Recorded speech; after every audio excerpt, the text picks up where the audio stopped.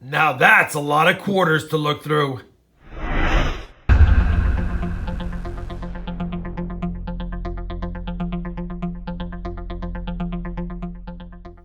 Hey everybody, it's Rob, the Rob Finds Treasure, and I was running low on quarters, so I figured I'd go to my junk silver dealer and see if he had any silver quarters for me, and he had a big old bag. Now I'll tell you, what he usually does is he carries all of his constitutional silver in bags like this, and as he buys them from people, he marks the bag with the amount of face value he has in the bag. And he had offered this bag to me quite some time ago when it was over $200, and I just couldn't afford it, and I didn't need quarters then.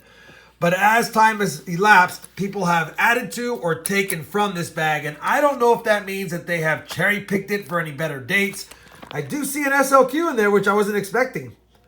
But at the end of the day, this has $122.50 face value of silver Washington quarters and apparently some other things.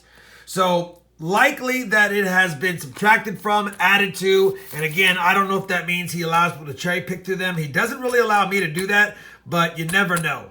At the end of the day, I've got $122.50 in silver quarters, and what I'm going to do is dump this bag out. We'll then sort it by decade for Washington quarters in the 30s, 40s, 50s, and 60s, and anything else like that SLQ we'll set aside as well.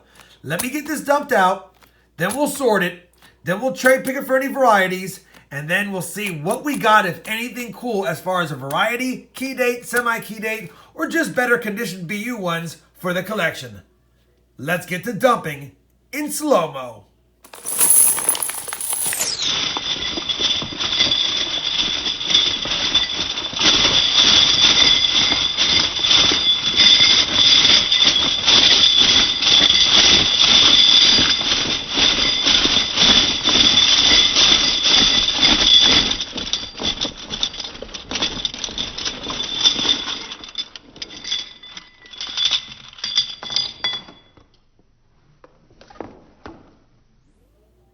Now that is a lot of quarters, and I know some of you don't like the slow motion dumping, but I will try to speed up the slow motion a little bit so it doesn't sound as funny. But either way, $122.50 times 4. I don't have the best math in the world right now, but that's like 490 quarters we've got to stack and sort.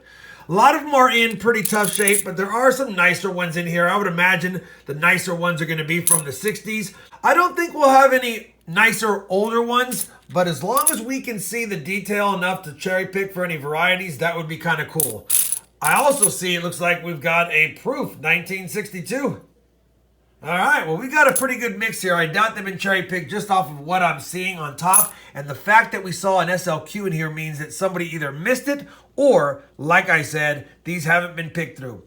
Let me go ahead now and get them stacked by decade, and then I'll also make a stack of proofs and or nicer coins to put to the side that we'll spend more time on cherry picking for any varieties.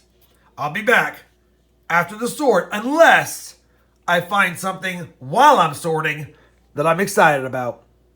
All right, we've got them sorted, and I've got kind of a different system here, but I got that one SLQ, was the only one in the bag, and I guess we saw it. But either way, it is barely decipherable on a date. I haven't even spent much time looking at it. I will let you know if it ends up being something special, but it is a type 2 for sure. So it's going to be 1917 through 1930, and could be a 28, but I'll let you know. These are the only 30s we had, hardly any. We have 2 1/4 stacks of 40s, 2 1/4 stacks of 50s. These are all of my non-BU 60s. These are my BU 50s, BU 60s, and a couple of proofs, a 1961 and a 1962. Nice little bonuses. Now that I've done that, it's going to take me some time to go through all those, so I'll save that for last. But I'm going to start with the 60s and look for any of the Type B or Type C reverses, as well any DDOs or DDRs, and I'll just do the BU ones first because I can get those rolled back up. And once I've done those, we'll move on to the 50s. I'll bring you in if I find anything exciting. So quick update. No varieties in the proofs that I had. Couldn't decipher a date on the SLQ. And as far as the BU stuff, no DDOs, no DDRs, and really no Type B or Type C reverses, other than we did score a 1964 Philadelphia Type B reverse.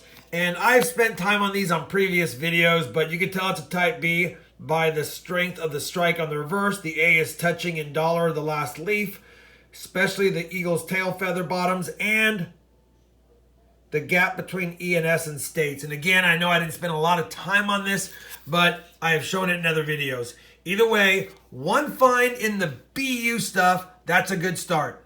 Now, of course, I do need to go through some of the nicer examples in here for the 64Ds for a Type C reverse, because that's valuable in any condition, and I will be looking for those. But for the rest of the stuff like DDOs and DDRs, unless the quarter's in near mint state, there's really no reason to be checking it because the value won't exceed the time I'd spend on it. Plus, I already have a lot of those DDOs and DDRs on BU examples. Now that we've done that, let's look for some Type B reverses and other varieties on these 50s, but I'm going to sort them by year first, and that way I can weed out anything from 1955 and earlier, unless it's the 50 D or S, to check for the over mint mark. I'll be back if I have any finds in the 50s. Unfortunately, nothing in the 50s of value, so we're going to move on to the 40s now, and I'll be back if I find something within those dates that I want to show you. Well, we finished the 40s, and I spent a lot of time on the 43s and especially on the 42s. We had some slightly better dates like a 41S and things like that, but nothing really worth mentioning because of the condition, and it was tough to scope for all of the different DDOs and DDRs and you name it because of the amount of wear on those coins.